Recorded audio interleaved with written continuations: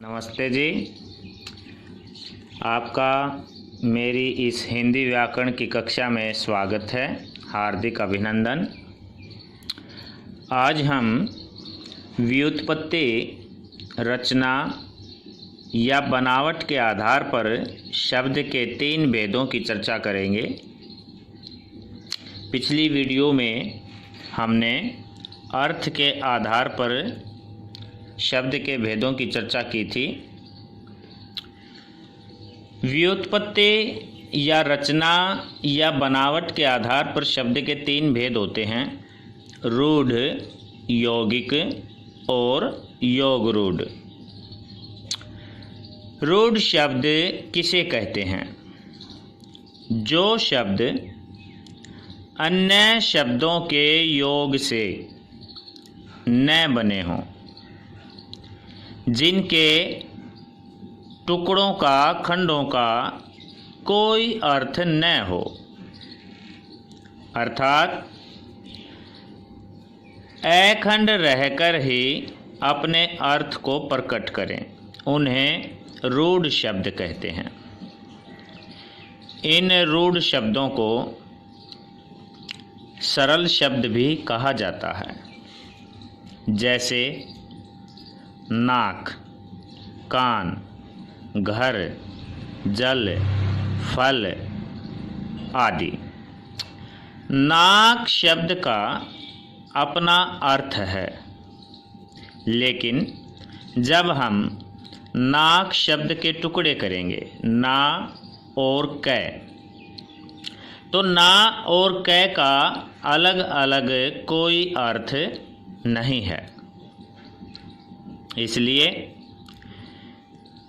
रूढ़ वे शब्द हैं जिनका खंड नहीं हो सकता। यदि इन शब्दों को खंडित कर दिया जाता है, टुकड़े टुकड़े कर दिया जाता है, तो उन टुकड़ों का अर्थ भी नहीं होता। यौगिक, यौगिक शब्द कौन से होते हैं? वे शब्द जिनका निर्माण अन्य शब्दों जैसे प्रत्यय, उपसर्ग आदि के योग से होता है, उन्हें यौगिक कहा जाता है। जैसे पाठशाला, पाठशाला का खंड करने पर, टुकड़ा करने पर पाठ और शाला 2 शब्द बनते हैं। पाठ का अर्थ पढ़ना और शाला का अर्थ घर होता है।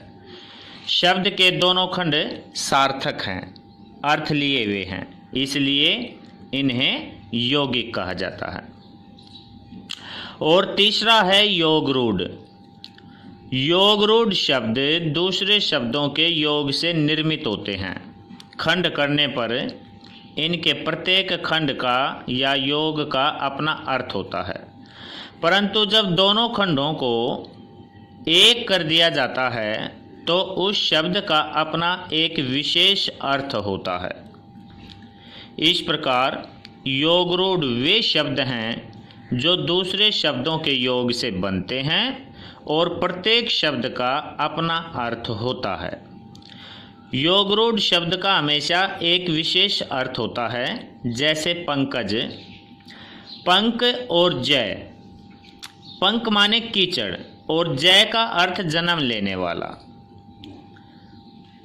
जैसे जलद, जल देने वाला बादल, पीताम्बर पीला वस्त्र धारण करने वाला विष्णु, लंबोदर लंबा पेट वाला गणेश इत्यादि शब्द जो दूसरे के लिए क्या करते हैं? संकेत करते हैं, किसी विशेष अर्थ को प्रकट करते हैं ये शब्द, इसलिए इन्हें योगरूढ़ शब्द कहा जाता है। व्युत्पत्ति, रचना, बनावट के आधार पर शब्द के 3 भेदों के बाद उत्पत्ति, जन्म के आधार पर शब्द के कितने भेद होते हैं? हमने व्युत्पत्ति के आधार पर पढ़ा कि शब्द के 3 भेद होते हैं: रूढ़, यौगिक और योगरूढ़। अब हम पढ़ेंगे कि उत्पत्ति, जन्म के आधार पर शब्द के कितने भेद होते हैं। तो उत्पत्ति के आधार पर शब्द के 5 भेद माने गए हैं: तत्सम, तद्भव, देशी, विदेशी और एक अन्य पांचवा प्रकार संकर शब्द कहा गया है। संकर शब्द होता है जो दो भाषाओं से मिलकर बना होता है। तत्सम शब्द किसे कहते हैं?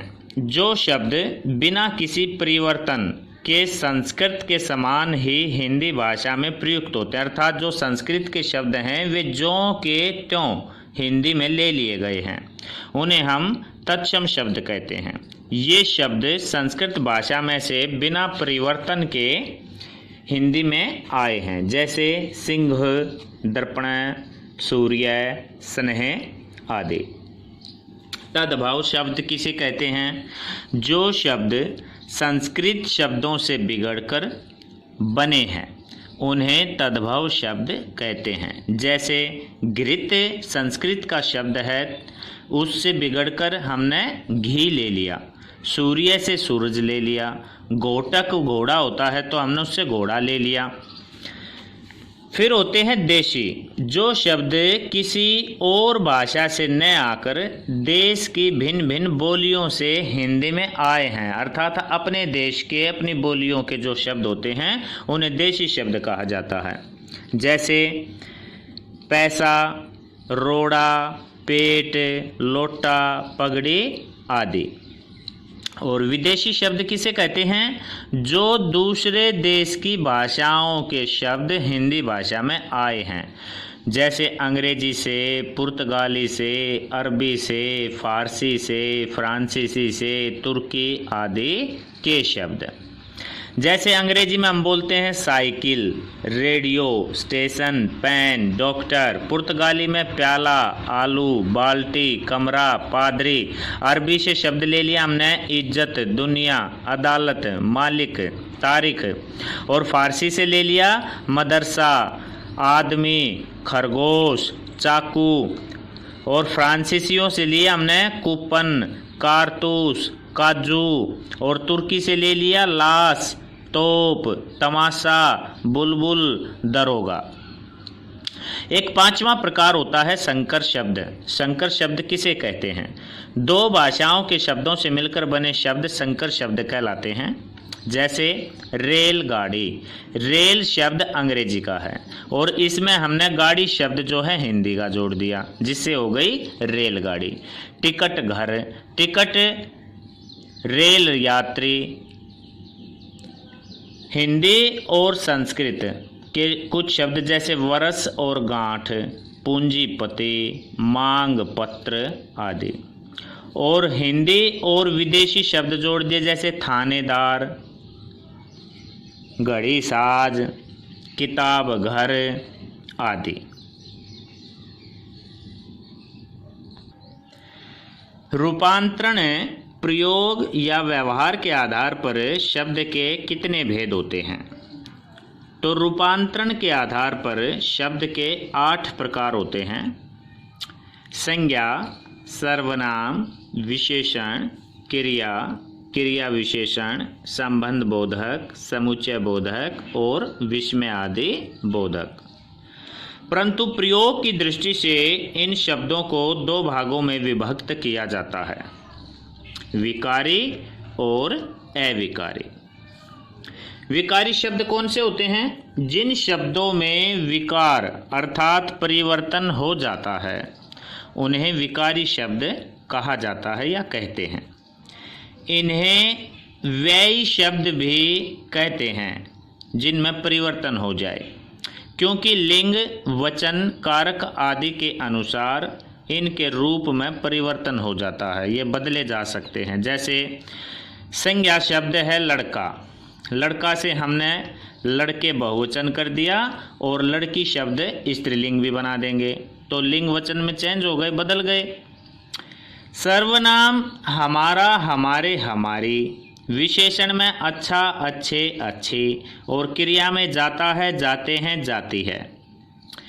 और अविकारी शब्द किसे कहते हैं? जिन शब्दों में विकार अर्थात परिवर्तन नहीं होता और वे सदा एक से रहते हैं, उन्हें अविकारी या अव्यय शब्द कहा जाता है। अविकारी को ही अव्यय कहा जाता है। अलग अलग परिभाषाएं आपसे पूछी जा सकती हैं।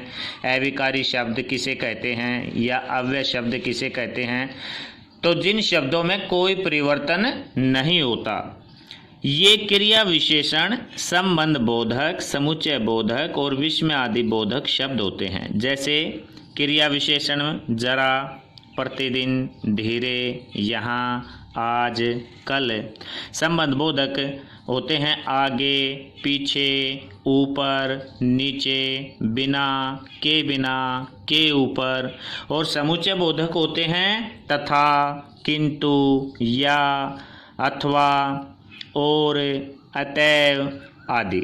और विस्मय आदि बोधक होते हैं ओह, अरे, वाह, उफ। विकारी के 4 और अविकारी के 4। इस प्रकार शब्दों के 8 भेद माने जाते हैं।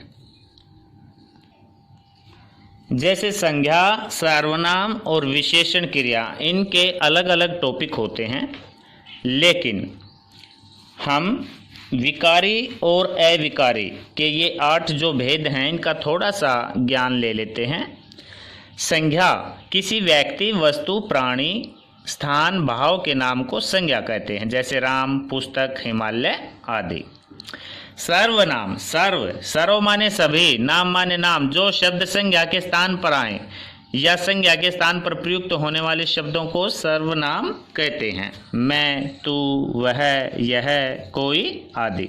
विशेषण, जो शब्द संज्ञा या सर्वनाम की विशेषता प्रकट करे उसे विशेषण कहते हैं, जैसे अच्छा, बुरा, काला, विद्वान आदि।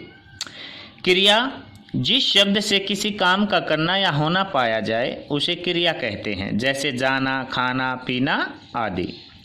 क्रिया विशेषण, जो शब्द क्रिया की विशेषता प्रकट करे उसे क्रिया विशेषण कहते हैं, जैसे शीघ्र, धीरे धीरे, जल्दी जल्दी आदि। संबंध बोधक, संज्ञा या सर्वनाम का वाक्य के दूसरे शब्दों के साथ संबंध कराने वाले शब्दों का संबंध बोधक शब्द कहते हैं, जैसे पीछे, साथ, नीचे, सामने, बिना आदि। समुच्चय बोधक, जो शब्द 2 शब्दों, वाक्यांशों या वाक्यों को जोड़ते हैं उन्हें समुच्चय बोधक शब्द या योजक कहा जाता है, जैसे तथा, परंतु, एवं, और आदि। और विस्मय आदि बोधक शब्द होते हैं शोक, दुख, प्रसन्नता, भय, क्रोध, आश्चर्य, प्रेम, घृणा आदि मन के भाव को प्रकट करने वाले शब्द को विस्मय आदि बोधक शब्द कहा जाता है, जैसे वाह, ओह, अरे, हाय आदि। इन 2 वीडियो में हमारा शब्द का जो चैप्टर है, अध्याय है, वो समाप्त हो गया है। आशा है आपको ये अच्छा लगेगा। इसके लिए धन्यवाद।